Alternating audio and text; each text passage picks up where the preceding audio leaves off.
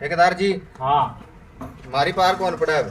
300 रुपया पार कौन पड़े मात्र 500 रुपया दो तो ला दे दिहाड़ी बता दो हमारी। क्या बात है। हाँ सोच लीजियो बता देंगा। मैं सोच रही सोचेड़ी है। अरे विनोद है बन फोन कर सुनी लियो ना, दोनों आ जाएगा ठीक है नी। अच्छे चलो भाई। मैं तो नहीं कह रहा ठेकेदार जी मजाक देते ही को नहीं। मैं तो हंसने की आदत बड़ा रहा है।